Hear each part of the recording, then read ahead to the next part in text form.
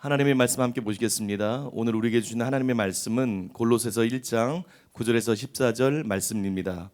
골로새서 1장 9절에서 14절 말씀을 봉독하겠습니다. 이로써 우리도 듣던 날부터 너희를 위하여 기도하기를 그치지 아니하고 구하노니 너희로 하여금 모든 신령한 지혜와 총명에 하나님의 뜻을 아는 것으로 채우게 하시고 주께 합당하게 행하여 범사에 기쁘시게 하고 모든 선한 일에 열매를 맺게 하시며 하나님을 아는 것에 자라게 하시고 그의 영광의 힘을 따라 모든 능력으로 능하게 하시며 기쁨으로 모든 견딤과 오래 참음에 이르게 하시고 우리로 하여금 빛 가운데서 성도의 기업의 부분을 얻기에 합당하게 하신 아버지께 감사하게 하시기를 원하노라. 그가 우리를 흑암의 권세에서 건져내사 그의 사랑의 아들의 나라로 옮기셨으니 그 아들 안에서 우리가 속량 곧 죄사함을 얻었도다. 아멘. 이제 부산 사랑하는 교회를 담당하고 계시는 이윤성 목사님께서 나오셔서 교회를 향한 바울의 끊임없는 기도라는 제목으로 하나님의 말씀 선포해 주시겠습니다.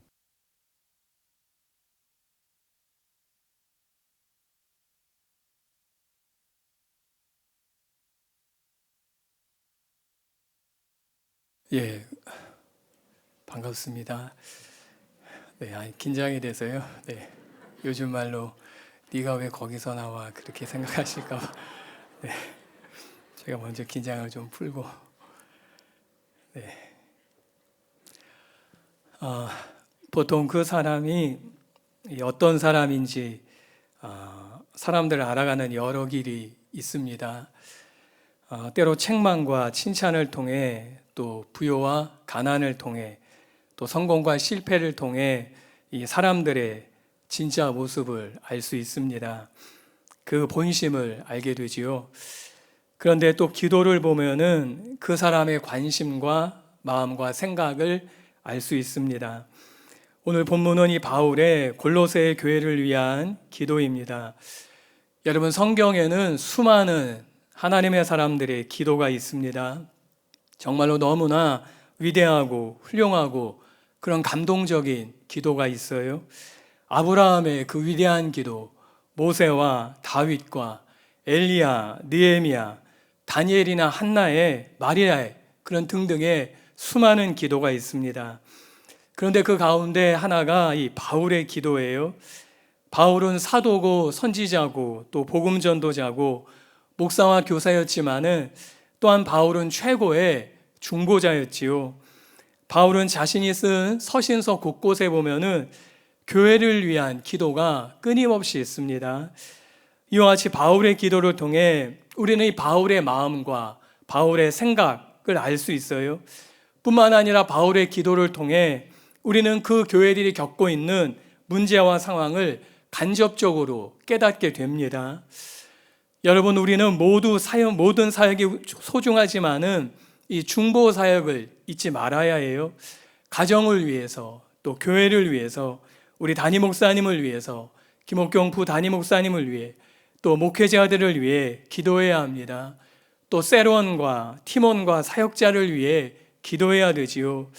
그리고 특별히 우리는 나라를 위해서 지금 무엇보다 기도해야 할 때예요.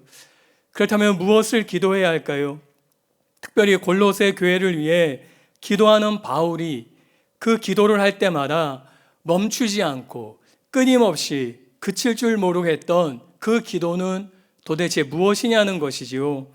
그 바울의 기도를 함께 살펴보고 기도하기 원합니다.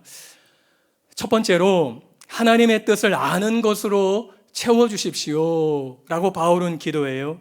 9절에 보시면은 이로써 우리도 듣던 날부터 너희를 위하여 기도하기를 그치지 아니하고 구하노니 너희로 하여금 모든 신령한 지혜와 총명에 하나님의 뜻을 아는 것으로 채우게 하시고, 바울은 골로새서 1장 앞부분에서 복음에 바르게 행동하고 반응하는 골로새 교회를 인해서 감사하는 말씀을 적습니다. 그리고 이제는 그 교회를 위해 기도하고 있음을 두 번이나 강조해서 반복해서 알려주고 있어요. 여러분, 누군가를 위해 기도하고 있음을 알려주는 것은 너무나 좋은 일입니다. 기도한다고 강조한 바울의 골로새 교회를 위한 첫 번째 기도 제목은 온갖 영적인 지혜와 깨달음, 그 분별력 가운데서 하나님의 뜻을 채워지는 것이었어요. 여러분, 보통 사람들은 기도를 생각하면은 나의 뜻을 하나님께 아뢰는 것, 내 계획과 내 생각을 말씀드리는 것을 떠올립니다. 예, 그것이 물론 기도입니다. 하나님께 우리의 문제와 필요와 생각을 말씀드리는 것이 기도입니다. 가정과 직장과 사업과 나라와 교회를 위해 하나님께 아뢰는 그것이 기도예요. 우리는 정말 이 시기에 하나님께 말씀드려야 할, 하나님께 아뢰어야 할 기도가 너무나 많습니다. 그렇지 않습니까? 나라를 보아도 너무나 많지 않습니까? 그런데 바울에게는 다른 기도가 있었던 것 같아요. 바울이 골로새 교회에 바라는 다른 기도 제목이 있었던 것 같습니다. 그것은 부흥도 아니에요. 사역도 성공도 능력도 아니에요. 하나님의 뜻이 채워지는 것이었어요. 바울의 뜻이 채워지는 게 아니라, 골로새 교회 신자들의 뜻이 채워지는 게 아니라, 먼저 지혜와 총명과 깨달음과 분별을 통해 하나님 아버지, 우리 하나님 아버지의 뜻이 가득 채워지기를 구했다는 것이지요. 참으로 놀라운 핵심적인 기도입니다. 여러분, 이것이 정말 저와 여러분의 기도 제목이 되어야 해요. 나의 뜻을 하나님께 말씀드리는 것 소중하고 중요합니다. 그러나 그와 함께 중요한 것은, 아니 어쩌면 그보다 훨씬 더 중요한 것은 바로 하나님의 뜻이 우리 안에 채워지는 것이에요. 하나님의 계획이, 하나님의 생각이 내 안에 가득 채워지는 것이지요. 내 소원이 아니라 하나님의 소원이 가득하게 되는 것이에요. 내 바람이 아니라 하나님의 갈망이 채워지는 것이에요. 이 기도는 내 처지나 내 형편도 중요하지만은 먼저 하나님의 상황을 살피겠다는 기도예요. 이 기도는 내 문제도 급하지만은 하나님의 뜻이 무엇인지 알고 싶은 기도예요. 이 기도는 지금 내 형편과 사정이 너무나 기구하고 너무나 딱하지만은 내 하나님의 생각이 어떠한지 먼저 듣고 싶은 기도인 것이에요. 여러분, 매 순간 하나님의 뜻으로 먼저 우리 안에 가득해질 수 있다면은 얼마나 좋겠습니까? 하나님의 뜻에 대해서 선명하고 충분히 알게 된다면은 얼마나 좋겠습니까? 이것보다 더 완벽하고 이것보다 더 믿을 만한, 안심할 수 있는 것이 어디 있겠느냐 하는 것이에요. 여러분, 알량한 내 뜻이 아니라 하나님 알량한 내 뜻이 하나님 뜻 앞에서 무슨 의미가 있겠어요? 만고 자기 생각이, 내 생각이 하나님 앞에서 어떤 가치가 있겠습니까? 그런데도 우리는 때로 내 생각을 포기하지 않아요. 내 생각을 버리지 못합니다. 하나님의 뜻보다는 내 뜻이 훨씬 중요한 것이에요. 여러분, 먼저 우리가 들어야 하고 깨달아야 하고 채워야 하는 것이 있다면은 하나님의 뜻이에요. 주위 모든 사람들이 다 괜찮다고 하는데, 좋다고 하는데 하나님은 어떻게 생각하시는지, 반대로 주위 모든 사람들은 다 싫다고 하는데, 아니라고 하는데 하나님은 어떻게 보시는지 알고 싶은 것이지요. 나의 생각, 나를 향한, 교회를 향한, 세상을 향한 하나님의 뜻을 알고 싶은 것이에요. 그래서 주님의 마음은 세상을 향해 지금 어떤 마음이신지, 주님의 생각은 세상을 향해 지금 어떤 생각이신지, 주님은 누구를 보시고 어디로 향하시는지, 주님의 손과 발은 지금 누구를 향해 움직이고 계시는지 알고 싶어서, 하나님의 뜻이 무엇입니까? 저에게 보여주십시오. 알려주십시오. 구하는 것이에요. 여러분, 모든 사람들이 자신의 뜻만을 하나님께 말하는 때에 누군가는 하나님께 나아가 하나님의 뜻을 구해야 되지 않겠습니까? 서로가 자신만의 생각을 하나님께 아라는 때에 누군가는 하나님의 생각을 구해야 되지 않겠습니까? 하나님, 저는 하나님의 마음과 뜻을 알고 싶습니다. 하나님의 마음을 저에게 보여주십시오. 누군가는 이렇게 기도해야 되지 않겠느냐 하는 것이에요. 복음성가 가사 중에 이런 찬양이 있지요. 보소서 주님, 나의 마음은 선한 것 하나 없습니다. 그러나 내 모든 것 주께 드립니다. 사랑으로 안으시고 날 새롭게 하소서. 주님 마음 내게 주소서. 내 아버지, 주님 마음 내게 주소서. 나를 향하신 주님의 뜻이 이루어지도록 주님 마음 내게 주소서. 이런 찬양이에요. 그렇다면은 이 하나님의 뜻을 어떻게 채울 수 있을까요? 하나님의 뜻은 채워지는 것이에요. 채워지다는 것은 하나님께서 채우시는 것이에요. 내가 채울 수 있는 게 아니라는 것이지요. 바울은 신령한 지혜와 총명 가운데 채워진다라고 말씀해요. 여기서 신령하다라는 것은 비밀스럽고 신비하다라는 것이 아니라 영적인 이란 의미입니다. 이것은 성령님이 주시는, 성령님에게 속한을 의미하는 것이에요. 그러니까 성령님과 관계된 단어라는 것이지요. 성령님을 통한 지혜와 총명이라는 것이에요. 이와 같이 하나님께서는 성령님을 통해 그 지혜와 총명을 통해서 하나님의 뜻을 채워주신다는 것이에요. 좀 더 설명드리면은 참된 영적인 지식을 주시는 분은 세상의 어떤 지혜자가 아니라, 세상의 어떤 사람이 아니라 하나님이시라는 것이에요. 바울이 이렇게 기도한 이유는 당시에 어떤 부류의 거짓 교사들이 골로새 교회에서 잘못된 진리를 전했기 때문으로 보고 있습니다.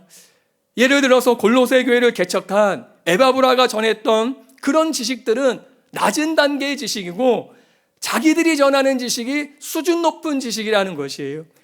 자신들의 가르침이 진리로 충만하게 하고 영적인 성숙을 가져준다는 그런 거짓된 가르침을 전하는 것이었어요.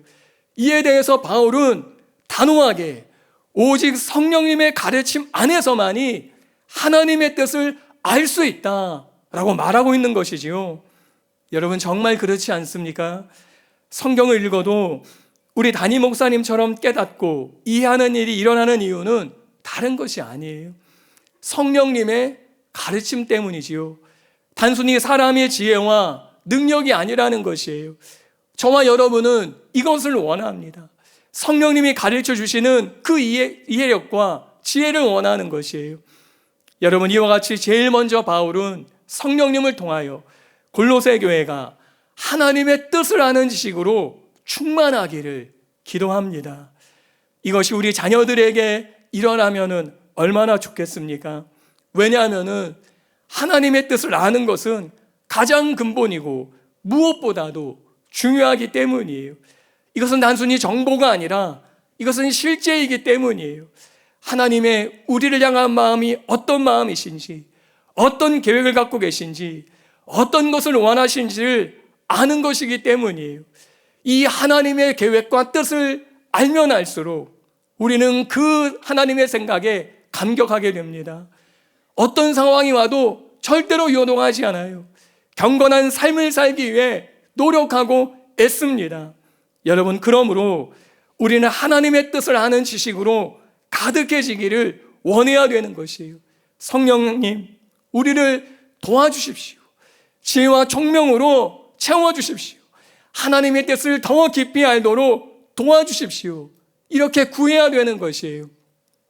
여러분 바울은 이처럼 하나님의 뜻을 알기를 기도했습니다. 그리고 이렇게 기도하는 바울은 누구보다 하나님의 뜻을 깨달았지요. 수많은 하나님의 그 뜻을 알게 되었어요.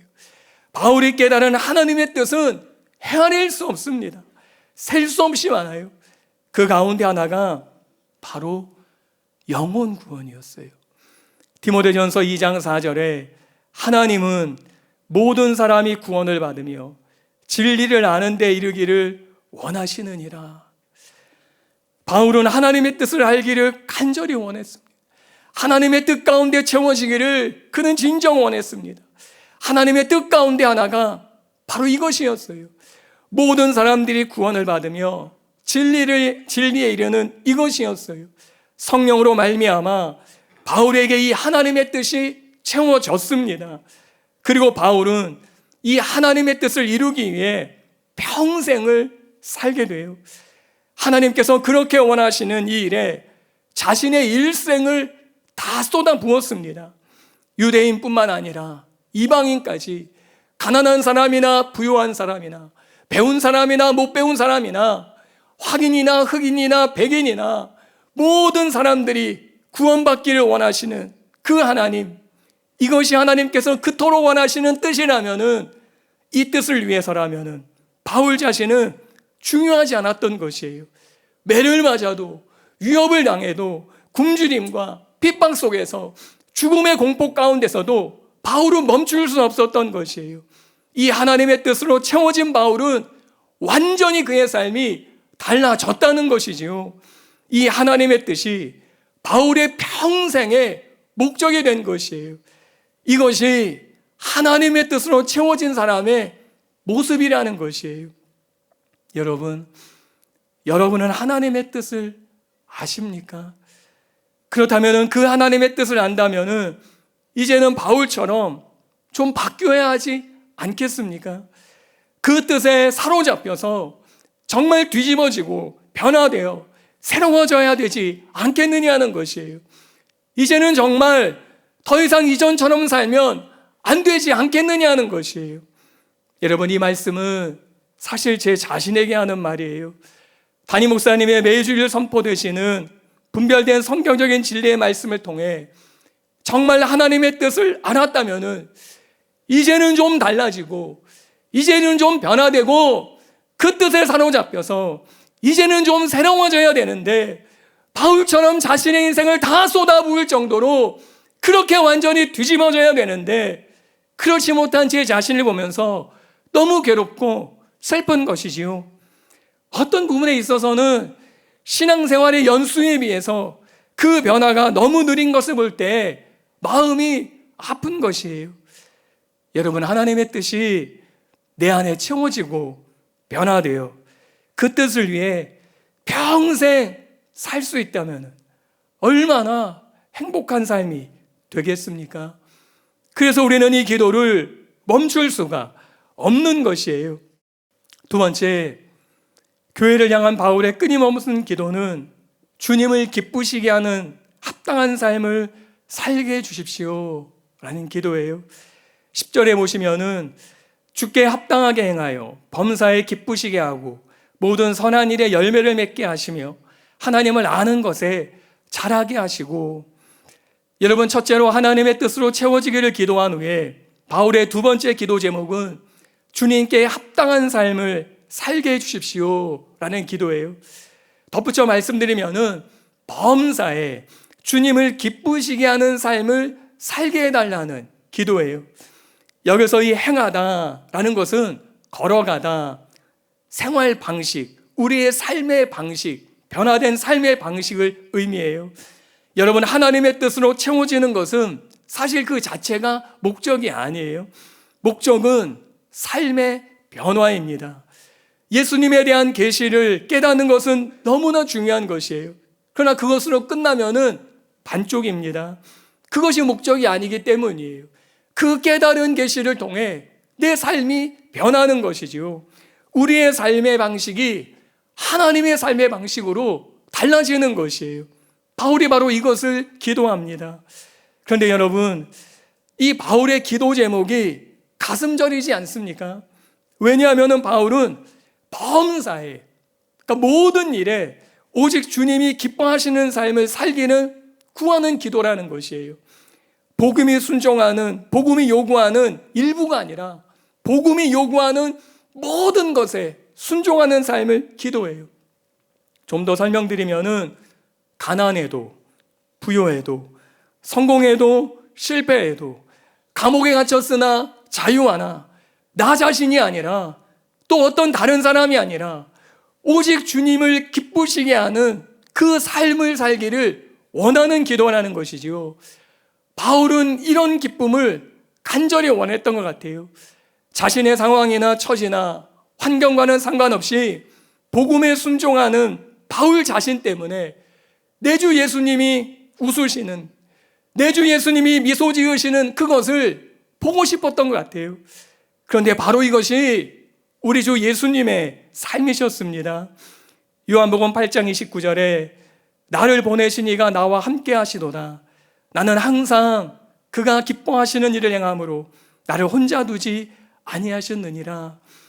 여러분, 이것이 예수님을 닮은 신자들의 삶입니다. 신자란 자신을 기쁘게 하는 삶을 살기를 내려놓은 사람들이지요. 하나님을 기쁘시게 하기를 원하는 사람들이에요. 하나님께서 기뻐하실 수만 있다면 얼마든지 어렵든지 쉽든지 그 길을 가기 원하는 사람이라는 것이에요. 비록 나는 수고하여도 하나님께 기쁨이 된다면 충분하다는 것이에요. 핍박과 환난이 있지만은 하나님께 영광이 될 수 있다면 상관이 없다는 것이에요. 여러분, 우리는 세상에서 행복한 삶, 성공한 삶, 탁월한 삶을 살아야 합니다. 너무나 중요한 것이에요. 그런데 7배는 더 주님께 합당한 삶을 사는 것이에요. 내 주님이 기뻐하시는 삶을 살아내는 것이에요. 도시에 사는 것, 시골에 사는 것, 선진국에 사는 것, 후진국에 산다는 것 중요한 것이 아니에요. 얼마나 성공한 삶을 살았느냐, 얼마나 유명해졌느냐, 얼마나 오래 살고 아니면 얼마나 단명했느냐 중요하지 않습니다. 주님께 얼마나 합당한 삶, 얼마나 주님을 기쁘시게 하는 삶을 살았느냐가 중요한 것이에요. 여러분, 2022년에 우리의 인생은 어디로 흘러가고 있습니까?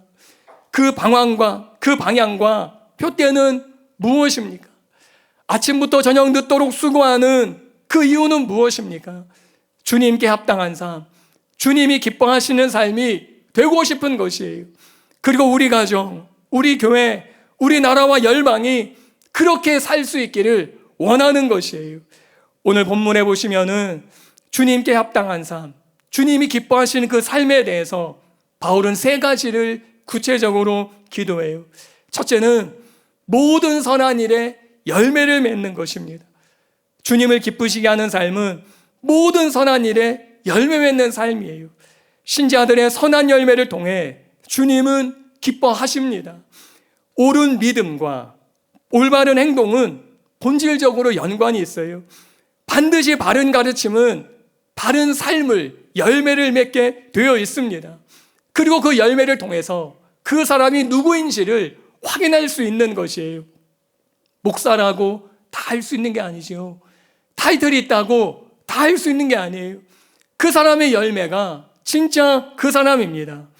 그런데 여기서 선한 열매란 무엇입니까? 선한은, 여기서 선하다는 것은 하나님의 목적대로 사는 것이에요. 그러므로 선한 열매는 하나님의 원래의 목적에서 벗어나지 않는 것이에요.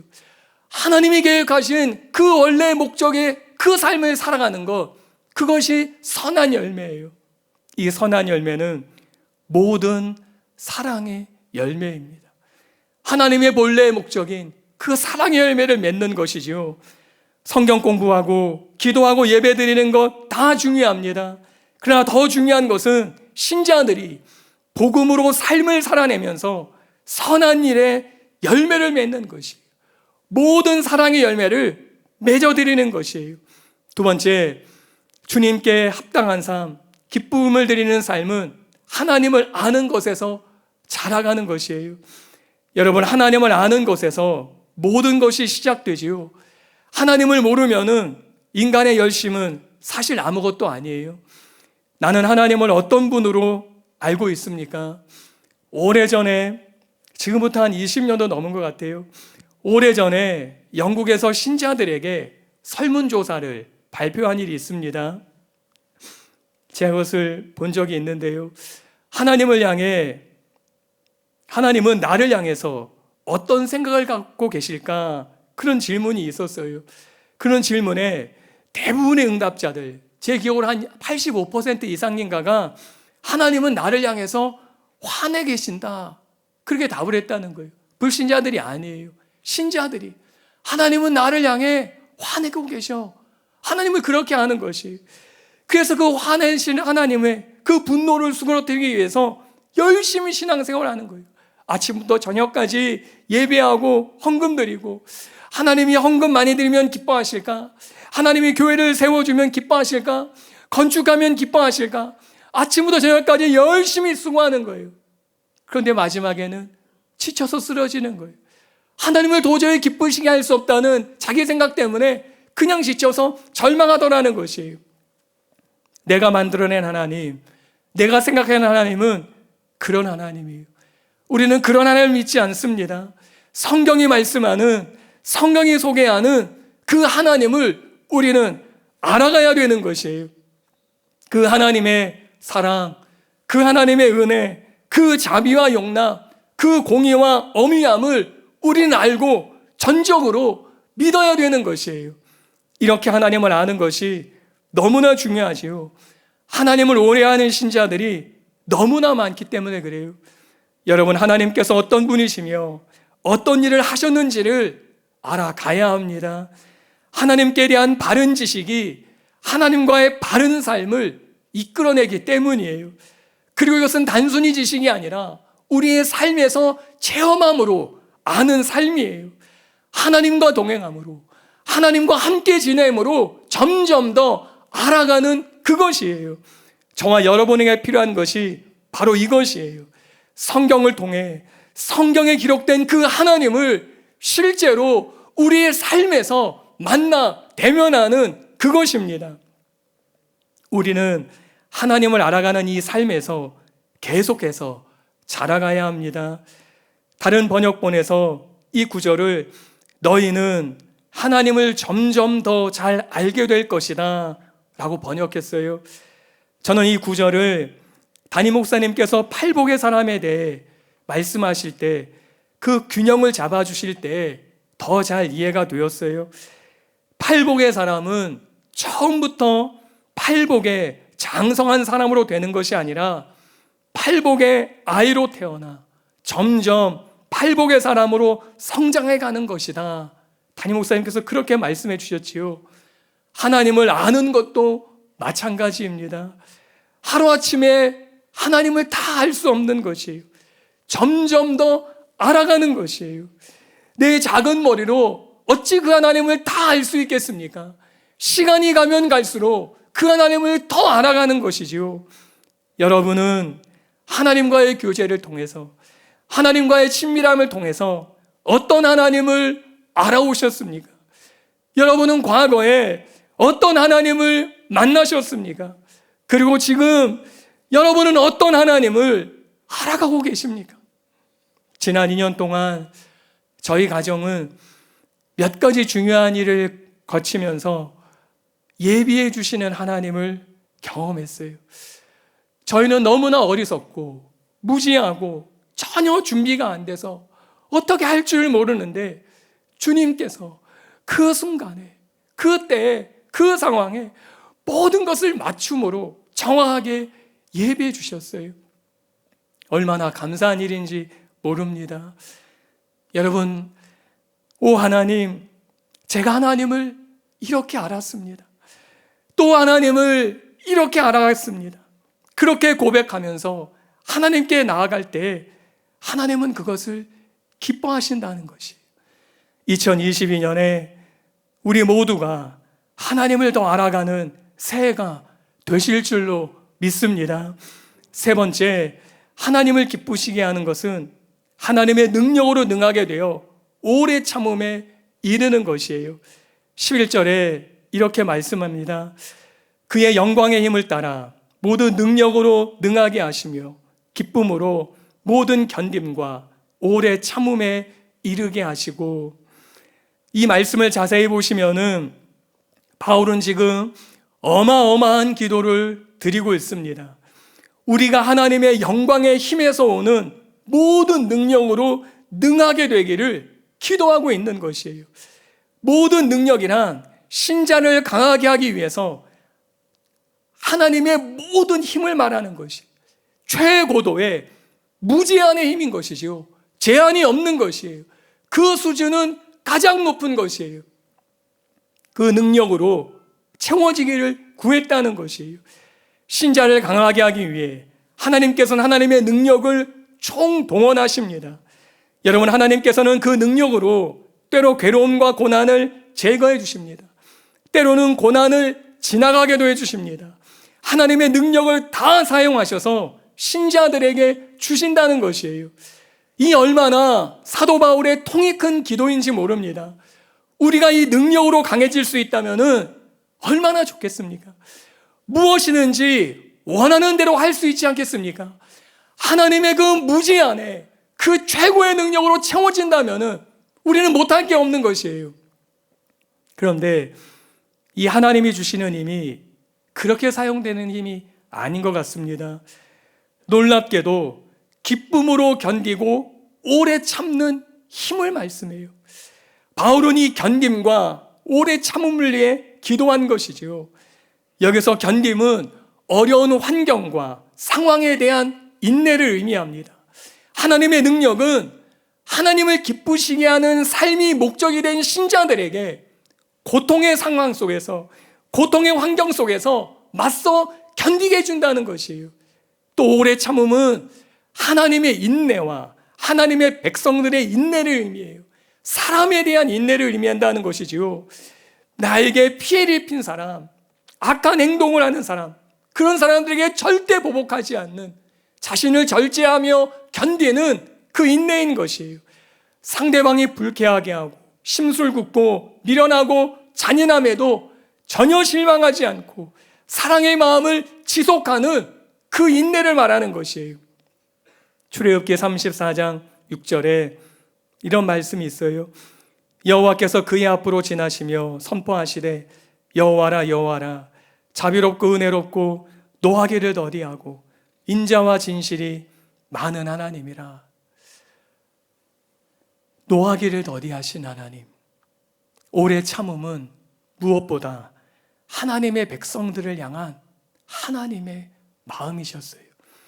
전능하신 하나님, 그 무제한의 능력을 갖고 계신 그 하나님의 오래 참으심이었어요. 절대로 실망하지 않으며 사랑의 마음을 지속하시려는 그 하나님의 마음이셨어요. 여러분, 강력한 힘, 능력 있는 사람이 오래 참는 것은 사실 쉬운 일이 아니에요. 능력이 없으니까 참고 그렇게 있는 것이지 힘이 있다면은 절대 참지 않습니다. 그렇지 않습니까? 말 한마디면은 죽고 사는 권세를 가진 사람이 누구를 참아준다는 것, 이것은 쉬운 일이 아니에요. 예를 들어 북한의 김정은 보십시오. 알량한 그 힘 가지고 그는 참지 않아요. 자기 안의 사람들을 우습게 여깁니다. 마음에 안 들면은 고모부도 예외가 아닌 것이에요. 미북 회담 성사가 안 됐다고 담당자를 죽였다고 그러지 않습니까? 수많은 사람들을 숙청하고 수많은 사람들을 제거합니다. 이것이 절대 권력을 가진 자의 횡포인 것이에요. 절대로 기다리지 않습니다. 그런데 무엇과도 비교할 수 없는, 무엇과도 견줄 수 없는 그 절대 권력을 가지신 전능하신 창조주 하나님께서 참으신다는 사실이에요. 기다리신다는 사실이에요. 인내해 주신다는 사실이에요. 전혀 참으실 필요가 없으신 분이 참아주신다는 것이, 그냥 말씀 한마디면은 싹 쓸어버릴 수도 있는데 그 하나님이 견디고 참아주신다는 것이. 바울 당시 사회에서 이 오래 참음은 절대 반가운 단어가 아니었어요. 아주 매력 없는 시시한 단어였습니다. 그러나 하나님과 연결되면서 중요한 단어가 되었어요. 새롭고 유례 없이 깊은 의미심장한 단어가 되었어요. 그리고 이제 신자들은 다른 사람을 향해 오래 참아야 되는 것을 깨닫게 되었지요. 이와 같이 견디고 오래 참는다는 것은 어려운 상황 속에서도 목표를 향해 계속 나아가는 것을 의미하고, 우리를 반대하는 까다로운 사람이 있더라도 포기하지 않고 견고히 서는 것을 의미해요. 왜 그렇게 하는 것입니까? 왜 그런 어려움을 참아내는 것이에요? 하나님을 기쁘시게 하기 위함이에요. 한편 이런 힘을 기도한다는 것은 역설적으로 신자들의 삶에 고난이 너무 많이 있다는 것을 보여주는 것이지요. 여러분, 믿음대로 산다고 만사가 형통하시던가요? 하나님을 의지한다고 문제가 없으시던가요? 하나님을 떠나 뒤틀려 있는 세상에서 사는 동안에는 어쩔 수 없이 직면을 여러분과 저는 만나게 됩니다. 고난들이 있습니다. 어려움이 있습니다. 심지어는 때로 믿기 때문에 당하지 않아도 되는 고난이 있습니다. 하나님 때문에 받는 어려움이 있다는 것이에요. 그것을 견디고 이기기 위해서 하나님은 그 무한의 능력을 우리에게 주신다는 것이죠. 여러분, 우리는 어떤 상황을 만나더라도, 어떤 사람을 만나더라도 우리 하나님의 능력을 의지하고 절대로 실망하지 않고 절망하지 않게 되시기를 바랍니다. 선한 열매를 맺는, 모든 사랑의 열매를 맺는 사람들이 되고 하나님을 자랑하는 사람들이 되시기를 바랍니다. 하나님께서 이런 사람들을 보시면서 기뻐하신다는 것이에요. 아직도 나처럼, 내가 참았던 것처럼 내 말씀 하나 때문에 참는 사람이 있어. 나를 본받아 견디는 사람이 있어. 나처럼 사랑의 열매를 맺는 사람이 있어. 그것을 보시면서 하나님은 기뻐하신다는 사실이에요. 세 번째, 교회를 향한 바울의 끊임없는 기도는 무엇이었습니까? 하나님께 감사하게 하소서라는 기도였어요. 12절로 14절에 이렇게 말씀합니다. 우리로 하여금 빛 가운데서 성도의 기업의 부분을 얻게 합당하게 하신 하나님 아버지께 감사하게 하시기를 원하노라. 그가 우리를 흑암의 권세에서 건져내사 그의 사랑의 아들의 나라로 옮기셨으니 그 아들 안에서 우리가 속량 곧 죄사함을 얻었도다. 아버지께 감사하게 하시기를 원하노라. 이 구절은 앞서 말씀드린 주님께 합당한 삶의 일부로 볼 수 있습니다. 그러나 이 시간에는 따로 떨어뜨려서 살펴보기 원해요. 먼저 감사를 드려야 하는 대상을 하나님 아버지로 말씀해요. 그러면 이 하나님 아버지가 도대체 어떤 분이시냐는 것이지요. 이것이 놀라운 사건이에요. 바로 성도의 기업인 하나님의 나라를 얻기에 합당하게 하신 하나님 아버지라는 것이에요. 여기서 합당하게 라는 단어는 충분하게 하다, 적합하게 하다, 자격을 주다 라는 뜻이에요. 그러므로 무슨 말씀이에요? 사실 저와 여러분은 성도의 기업을 얻을 자격이 없었다는 것이에요. 그냥 없는 것이 아니라 전혀 없었다는 것이에요. 가능성 제로라는 것이지요. 그런데 하나님께서 성도의 기업을 얻을 자격을 주셨다는 것이에요. 이것을 감사하기를 기도한 것이에요. 여러분, 사실 우리에게는 성도의 기업, 하나님의 나라를 얻을 자격이 없었습니다. 0.0001% 혹시 있지 않았을까? 전혀 없었습니다. 아니 0.0001% 그 정도 있지 전혀 불가능했어요. 모자랐습니다. 그냥 없습니다. 적합하지 않았습니다. 영 불가능했습니다. 그러나 하나님께서 전적으로 그 자격을 얻도록 해주셨다는 것이에요. 어떻게 그것이 가능하게 된 것입니까? 그 아들 안에서 속량, 죄사함을 받았기 때문이지요. 예수님으로 말미암아 속량을 얻었기 때문이에요. 여러분, 인상적인 단어가 바로 여기서 이 속량이에요. 바울은 이 단어를 자신이 기록한 서신서에 총 10번을 사용했어요. 이 단어는 본래 전쟁 포로를 도로 사오는 것을 의미했어요. 그리고 시간이 지나서는 몸값을 치르면서 노예를 해방시키는 것을 가리키게 되었습니다. 무슨 말씀입니까?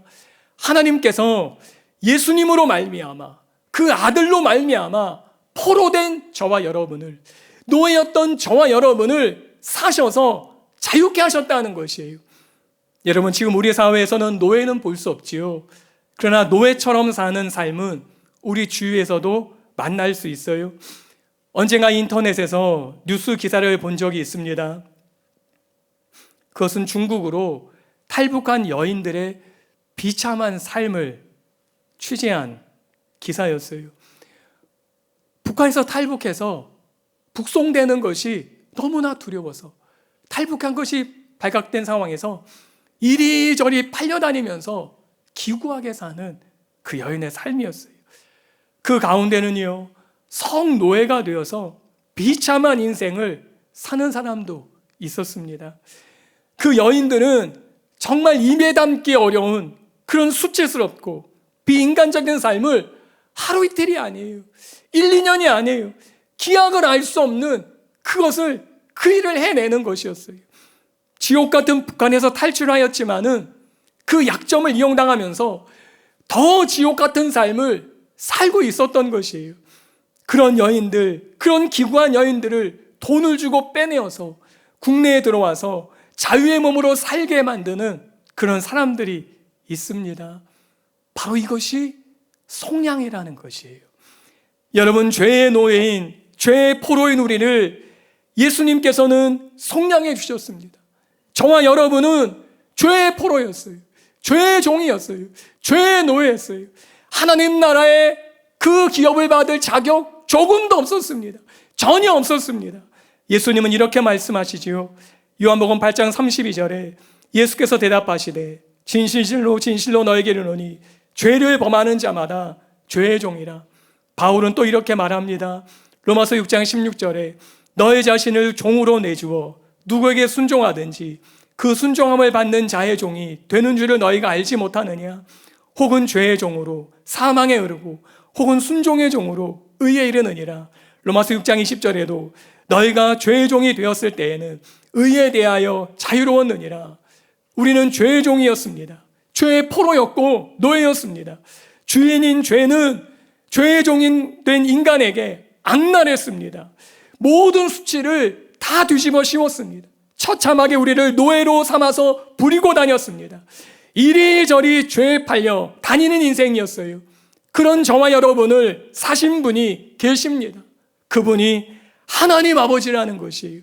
그 아들 안에서 그 아들로 말미암아 우리를 속량해 주신 것이지요. 그 무섭고 처참한 죄의 문제를 해결해 주신 것이에요. 평행구절인 에베소 1장 7절에서는 이렇게 말씀해요. 우리는 그리스도 안에서 그의 은혜의 풍성함을 따라 그의 피로 말미암아 속량 곧 죄사함을 받았느니라. 무슨 말씀입니까?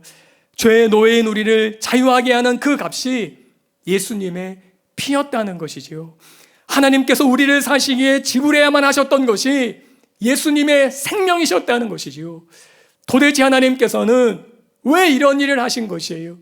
앞서 말씀드린 대로 성도의 기업, 하나님 나라를 얻을 자격을 주기 위해서였어요.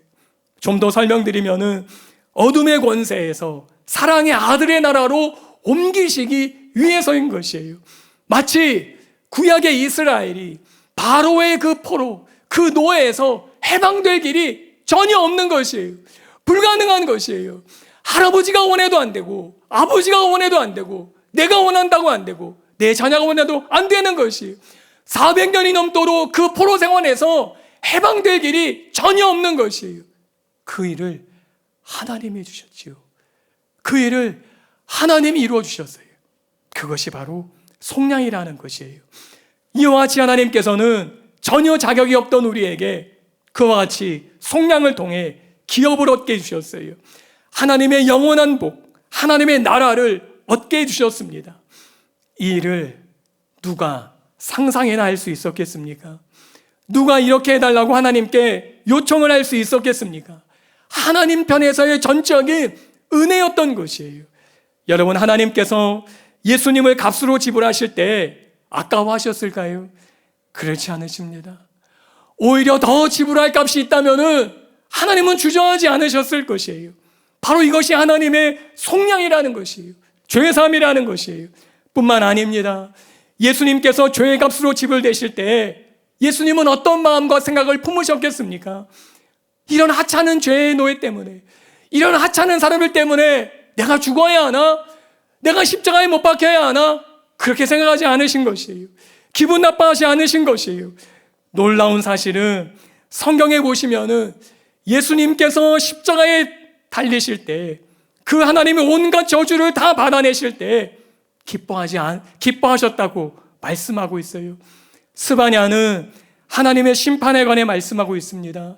그리고 하나님의 심판을 받으시는 그 하나님에 대해서 말씀하고 있어요. 스바냐 3장 17절에 너의 하나님 여호와가 너의 가운데 계시니 그는 구원을 베푸실 전능자시라. 그가 너로 말미암아 기쁨을 이기지 못하시며 너를 잠잠히 사랑하시며 너로 말미암아 즐거이 부르며 기뻐하시리라 하리라. 죄인들과 함께 하시는 그 구원자 하나님께서는 죄인들로 인해 분노하고 짜증내고 싫어하셨던 것이 아니라 도리어 기뻐하시고 사랑하시고 노래를 부르셨어요. 여러분, 예수님께서 우리와 함께 계시며 우리를 향해 오는 그 진노를 받으셨습니다. 그 순간에 예수님께서는 기쁨을 이기지 못하시며 즐거이 부르셨어요. 상상해 보십시오. 예수님이 십자가에서 인류의 그 모든 죄를 끌어안으시고 그 모든 진노를 받으실 때 고통이 극에 달하시는 순간에 예수님의 입가에는 미소가 지어지셨습니다. 그 고통과 아픔이 극에 달하는 그 순간에 비명과 신음소리가 아니라 노래소리가 흘러 나왔습니다. 예수님께서 이제 구원의 길을 완성하신 것으로 그 기쁨을 이기지 못하시며 노래하신 것이에요. 도대체 무엇이 이렇게 만드신 것입니까? 바로 사랑이에요. 고린도전서 13장 7절에 모든 것을 참으며 모든 것을 믿으며 모든 것을 바라며 모든 것을 견디느니라. 우리를 향한 예수님의 사랑이 수치와 고통을 참고 이기게 만드셨어요. 이분이 우리 예수님이셔요. 그래서 오늘 본문 골로새서 오늘 본문의 다음 구절을 읽어보시면은 바울은 이 기도를 마친 후에 즉시로 우리를 속량하신 예수님에 대해서 벅찬 가슴으로 찬양하며 선포하기 시작하는 것이, 그 아들 안에서 우리를 속량해 주시고 죄사해 주신 그 아들 예수님을 그는 모든 마음으로 찬양하며 선포했다는 것이, 이것이 속량의 의미예요. 속량에 대해서 조금 더 설명드리면은, 여러분, 속량 죄사함을 받았다는 것이 무엇을 의미해요? 성도의 기업을 얻을 자격을 얻었다는 것, 이것이 무엇을 의미하는 것입니까? 단순히 죄를 씻음 받았다는 것입니까? 맞습니다. 우리의 죄가 덮여진 것입니다. 우리의 죄값이 지불된 것이. 그런데 또 다른 하나는 우리의 가치가 변했다는 것이에요. 여러분, 우리의 가치는 더 이상 우리의 학벌이나 배경이나 재산에 있지 않습니다. 우리의 가치는 내가 가진 어떤 지위나 자리나 능력에 달리지 않습니다. 이것은 세상의 가치인 것이에요. 하나님은 나를 절대로 그렇게 보지 않으십니다. 하나님은 세상의 가치로 우리를 평가하지 않으십니다. 하나님은 세상이 매기는 그 가치에 관심이 없으십니다. 하나님은 저와 여러분의 가치를 하나님 스스로 매기십니다. 그것은 하나님의 생명인 것이, 예수님 그 아들의 생명인 것이, 하나님께서는 저와 여러분을 예수님처럼 보신다는 것이에요. 여러분, 이 사실을 절대로 잊지 마시기 바라요. 지금 나의 형편과 모습이 어떻든지 상관없습니다. 큰 집에 살다가 작은 집으로 이사 가면은 우리의 가치가 다릅니까? 사역을 하다가 그 사역에서 내려지면은 저와 여러분의 가치가 달라집니까? 큰 교회에서 목회하다가 작은 교회로 가 목회하면은 우리의 가치가 변합니까? 좋은 직장 다니다가 퇴직하면은 우리의 가치가 달라지는 것입니까? 절대로 그렇지 않습니다. 오직 우리의 가치는 예수님의 생명과 피인 것이에요. 이것이 바울이 말하는 속량의 의미라는 것이지요. 바울은 예수님 안에서 이 속량, 죄사함을 통해 성도의 기업을 얻도록 자격을 주신 이 놀라우신 하나님, 이 위대하신 하나님, 이 사랑의 하나님께 감사하기를 기도했던 것이에요. 여러분, 감히 자격을 바랄 수조차 없는 우리에게 하나님 나라의 기업을 얻을 자격을 주신 그 하나님을 위해 그 아들에게 모든 진노를 쏟아부으신 이 하나님의 측량할 수 없는 사랑을 안다면은 감사드리지 않을 수 없지요. 만입이 내게 있어도 다 감사할 수밖에 없는 것이에요. 이 사실을 우리는 더 깊이 깨닫게 해주시기를 구하고 구해야 되는 것이에요. 바울은 이 하나님의 속량의 은혜, 이 사랑을 생각하면서 골로새 교회가 하나님께 감사하게 되기를 기도했던 것이에요. 코로나로 인해서 어려움도 있지만은 또한 너무나 감사한 일들, 간증의 소식들이 풍성합니다. 병이 치유되고, 관계가 회복되고, 사업의 문이 열리고, 승진하고, 그러한 감사할 일들이 너무나 많아요. 그런데 이것보다 7배는 더 감사한 것은 저와 여러분이 하나님 나라를 기업으로 받을 수 있는 자격을 얻게 됐다는 것이에요. 이것은 몇백 번이라도 감사해야 될 일이에요. 마지막 이 땅에서의 내 인생이 끝나고 나의 마지막 호흡을 다하며 눈을 감을 때 그때 무엇이 감사하겠습니까? 아무것도 없어요. 성공, 자녀들이 잘 되는 것, 좋은 집에 살았다는 것 다 소용없는 것이. 마지막 내 눈이 감기는, 마지막 숨을 다하는 바로 그 순간에 하나님, 그 하나님 나라에 들어갈 자격을 주신 내 하나님, 도저히 바랄 수 없었는데, 그 자격을 원할 수도 없었는데, 그 자격을 절대로 요구할 수 없는 나였는데 나에게 그 자격을 허락하신 그 하나님, 그 나라의 문을 여시면서 나를 받아주시는 그 하나님을 바라볼 때 감사할 수밖에 없는 것이에요. 바울은 지금 이 감사를 기도한 것이었던 것이. 이제 결론을 말씀드리겠습니다. 여러분, 오늘도 수많은 교회와 신자들의 수많은 기도가 하나님께 드려지고 있습니다. 그러나 기도가 다 같은 기도가 아니지요. 그 차이는 누군가는 자신에게 집중하고 누군가는 하나님께 초점을 맞추는 기도라는 것이에요. 바울 사도의 중보 기도에는 열매 맺는 삶, 자라가는 삶, 능력으로 강하게 되는 삶, 그래서 견디고 인내하는 삶 등등 많고 다양합니다. 그러나 이 모든 기도의 내용은 자세히 보면은 하나로 모아지는 것을 알 수 있어요. 그것이 무엇이에요? 바로 하나님이었어요. 내 안에 가득 채워져야 할 뜻이 있다면은 하나님의 뜻이었어요. 이 하나님의 뜻으로 채워지기를 구합니다. 견딤과 오래 참음의 그 무한한 능력의 이유도 하나님이셨습니다. 이 하나님의 능력으로 강해지기를 기도합니다. 성도의 기업인 하나님 나라를 얻을 자격의 이유가 바로 하나님이었어요. 이 하나님께 감사하기를 기도합니다. 바울은 자신의 이익을 위해 기도하지 않아요.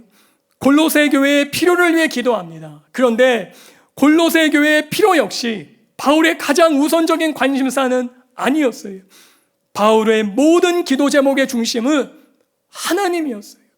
한 번도 가보지 못했던, 한 번도 만나보지 못했던 바울이 개척하지 않은 그 교회, 그 골로새 교회를 위해 바울이 정말로 구하고 싶었던 그 한 가지는 하나님이었어요. 하나님께서 신자와 교회의 중심이 되기를, 하나님께서 다스리는 교회가 되기를, 예수님이 유일한 주님이 되는 것이었어요. 바울의 기도는 하나님 손에 들린 선물만 받고 위로만 받고 능력만 받고 멀어지는 것이 아니라 다른 것이 다 없다 할지라도 그 하나님의 다스림을 받기를 원했던 것이에요. 하나님의 뜻으로 채워지고 그 뜻을 살아내기를 원했던 것이지요. 여러분, 기도를 보면은 그 사람을 알 수 있어요. 기도를 보면은 그 교회를 알 수 있어요. 여러분, 바울의 기도를 보면서 오버랩되는 한국 교회와 신자들과 목회자가 보이십니까? 여러분, 우리 주위에 이런 기도를 하는 신자와 교회가 보이시냐는 것이에요. 영혼 구원, 모든 사람이 구원받는 것이 하나님의 뜻이고 하나님의 원하는 것이기에 장사하는 교회가 아니라 정말 영혼들을 구원하는 원하는 그런 교회가 보이시냐는 것이, 하나님의 그 무한한 능력으로 강해져서 어떤 어려움에도 물러서지 않고 그 복음 진리만을 전하고 참고 견디며 좁은 문, 좁은 길을 걸어가는 그런 교회가 보이시냐는 것이, 자격 없는 나에게 그 아들을 죗값으로 보내서 하나님 나라를 얻을 자격을 주신 우리 하나님, 그 하나님의 사랑을 원하는, 그 하나님만을 사랑하기 원하는 그런 교회가 보이시냐는 것이에요. 저는 바울의 기도를 보면서 우리 담임 목사님과 우리 김옥경 부담임 목사님이 오버랩 되었습니다. 우리 사랑하는 교회와 수많은 헌신적인 사역자들이 오버랩이 되었어요. 너무나 감사했습니다. 그러면 여러분, 나는 어떠냐는 것이. 아니, 우리 사랑하는 교회 출석하는데, 아니, 그걸 알지만은 진짜 나는 어떠냐는 것이. 시간이 갈수록 이런 마음이 더 드십니까? 아니면은 이제는 혹시 하나님의 손에 있는 선물에만 관심이 있으십니까? 우리는 더 원해야 합니다. 어디까지 이르렀든지 할 수만 있으면 우리는 더 나아가기를 원해야 합니다. 그래서 이 시간에 기도했으면 좋겠어요. 하나님, 바울의 기도, 그 기도가 내 삶에 이루어지게 해주십시오. 하나님의 뜻으로 채워주십시오. 그 복음 진리대로 살기 위해 하나님의 뜻으로 채워주십시오. 하나님의 그 무한하신 능력으로 내게 채워주셔서 복음 진리대로 살아가는 그 좁은 문, 좁은 길에서 절대로 피하지 않게 해주십시오. 피로 사신 하나님의 사랑 더 알게 해주십시오. 이렇게 우리 함께 기도하면서 다 함께 통성으로 기도하며 나아가겠습니다. 여러분, 우리의 기도는 무엇입니까? 우리의 관심은 도대체 무엇입니까? 무엇을 알고 싶고, 무엇으로 채워지고 싶고, 무엇을 견디고 싶고, 어떤 삶을 살아내기를 원하십니까? 혹시 과거에는 하나님뿐이었는데 하나님 손에 들린 선물에만 혹시 관심 있는 것은 아닌지. 하나님 아들을 보내신 그 하나님의 사랑 더하라. 하나님 더하는 사랑 되게 하여 주시옵소서. 하나님의 그 무한하신 능력으로 강해지고 강해져서 하나님 말씀 그대로 살아낼 수 있는, 하나님 말씀 절대로 타협하지 않는 그 좁은 문, 그 좁은 길 끝까지 걸어가는 인생 되게 해주십시오. 내 인생 다 마치고 내 인생 다 끝나 나의 마지막 숨이 닿을 때 도저히 바랄 수 없는 하나님 나라, 도저히 꿈꿀 수 없었던 하나님의 나라, 도저히 요구할 수 없었던 그 하나님의 나라, 그 나라 얻을 수 있는 자격 허락하시, 그 나라 들어갈 수 있는 자격 내게 주신 그 하나님께 감사하는 그 삶 잊지 않게 주시옵소서. 하나님이 기뻐하실 수만 있다면, 내 하나님이 기뻐하실 수만 있다면, 하나님 모든 사랑의 열매, 하나님 모든 견딤과 오래 참음, 하나님 그건 이뤄내겠습니다. 내 하나님이 웃으실 수만 있다면은, 내 하나님이 즐거워하실 수만 있다면 그 삶 반드시 이뤄내는 사람 되어드리겠습니다. 하나님, 이 기도가 끊이지 않게 하소서. 하나님, 이 기도가 멈추지 않게 하소서. 한국교회의 이 기도가 그치지 않게 하소서. 어디에 이런 기도가, 누가 이런 기도를, 어떤 교회가 이런 기도의 삶을 살아내고 있습니다. 하나님 한국교회가 이 기도의 삶 살아내게 하소서. 이 기도의 삶 반드시 이루어내게 하소서. 이 기도가 하나님 나를 사로잡게 하소서. 이 기도가 나를 사로잡아 버리게 하소서. 하나님의 말씀 깨달아 그 뜻을 깨달아 완전히 그 뜻에 사로잡아 뒤집어져서 변화되는 그 삶 하나님 반드시 살아낼 수 있도록 은혜를 부으소서. 긍휼을 부으소서. 하나님 이런 기도가 그치지 않았다면은 이런 기도가 멈추지 않았다면은 한국교회가 이렇게 되지 않았을, 이 나라가 이렇게 되지 않았을 것. 기도를 회복하게 하소서. 한국교회와 신자들이 목회자들이 하나님 기도를 회복하게 하소서. 기도를 회복해 변화되는 삶, 그 삶 살 수 있도록 오 하나님 그 은혜를 부어 주시옵소서. 무엇보다 내 자신이 그렇게 변화되게, 내 자신이 그렇게 달라지는 그 은혜, 하나님 그 은혜를 우리 모두에게 부어 주시옵소서.